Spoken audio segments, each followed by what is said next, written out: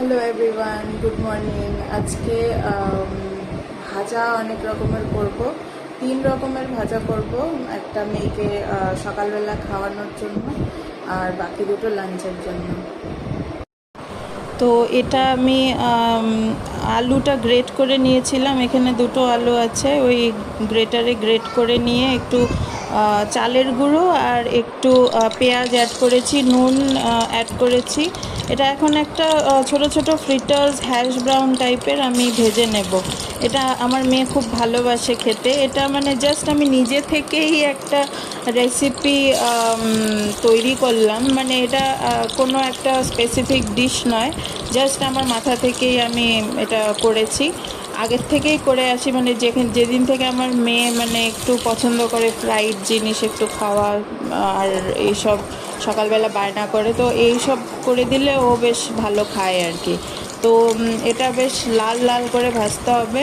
এখানে ওই পেঁয়াজটা একটু ক্যারামেলাইজড টেক্সচার আসবে, আর আলুটা ভেতরে ভালো করে কুক হয়ে যাবে। এই যে দেখুন কালারটা চেঞ্জ হয়ে এসেছে। এইভাবেই ভাজতে হবে। এটা একটু লেগে লেগে থাকবে একটার সাথে, বাট এটার জন্য কোনো টেনশনের কোনো কারণ নেই। এটা যখন ভেজে উঠিয়ে নেব তখন এটা আলাদা আলাদা হয়ে যাবে, লাইক পকোড়াস। তো এটা ভাজা হচ্ছে, এটা ভাজা করছি মেয়ের জন্যই আর কি, ভাতের সাথে দেবো বলে। তো এটা বেশ খেতে, এমনি অ্যাজ এ স্ন্যাক্স খেতেও খুব টেস্টি। বাচ্চাদের যদি তোমরা টিফিন দিতে পারো কিছুক্ষণের জন্য হলেও, এটা ক্রিস্পি থাকে। আর মেয়েকে এই যে সার্ভ করলাম, মেয়েকে খাইয়ে দিই আমি সকালবেলাটা। আর এটা তোমরা কি কেউ জানো, এটা কি আগে কোনো দিন দেখেছো? এটাকে বলে দিস ইজ শিম আছে না, শিমের বিচি। এটা ঘি শিম বলি আমরা পাহাড়ে, মানে দার্জিলিং কালিম্পং সাইডের লোকেরা এটা ঘি শিম বলে। এটাকে ডাল করেও খাওয়া যায়, আর এমনি আজকে ফ্রাই করব।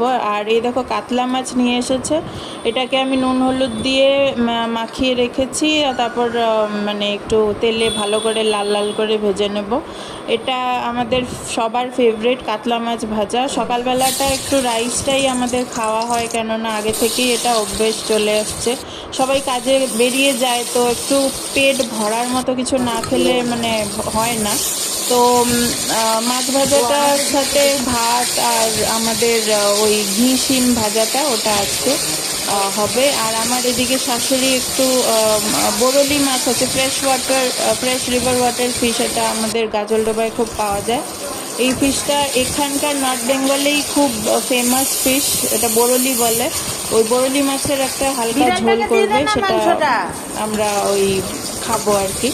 আর এখানে দেখো ভালো করে আমি মাছটা ভেজে নিচ্ছি, মাছটা বেশ লাল লাল করে ভাজবো। আর এদিকে এটা দুটো সিটি দিয়েছি আমি প্রেশার কুক করে, যাতে একটু নরম হয়ে যায়।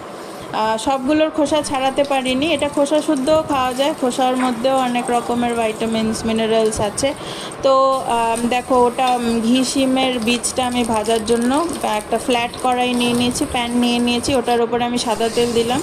তারপর এই যে আমি এগুলো দিয়ে দিলাম, সিডসগুলো। এটা নুন আর তারপরে হলুদ দেবো, হলুদ দিয়ে এটাকে আমি ভালো করে ভাজা ভাজা করব।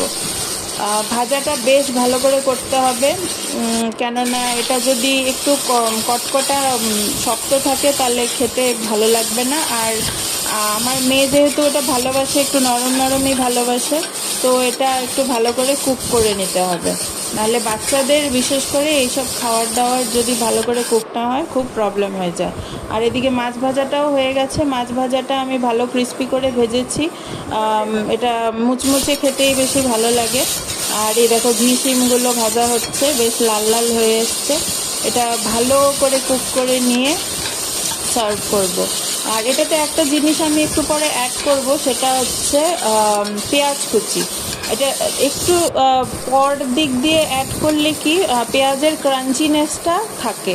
এটা আগে আগে পেঁয়াজটা দিয়ে দিলে পেঁয়াজটা সগি হয়ে যায়, আর ডিশটা খুব একটা তখন ভালো লাগে না। এই যে পেঁয়াজটাও দিয়ে দিলাম, পেঁয়াজটাও ভালো করে এটার সাথে ফ্রাই করব।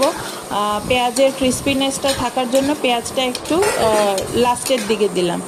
আর একটু গ্রিন চিলি আপনারা চাইলে দিতে পারেন, green chilli is totally optional. এখানে দেখো আমি একটু জল দিয়ে দিয়েছি যাতে আরেকটু ভালো সেদ্ধ হয়ে যায়। আমি গ্রিন চিলিস দিলাম, একটা গ্রিন চিলি দিয়েছি, আমার মেয়ে খাবে, ও ঝাল খুব একটা খেতে পারে না, ওই জন্য একটা দিয়েছি গ্রিন চিলি।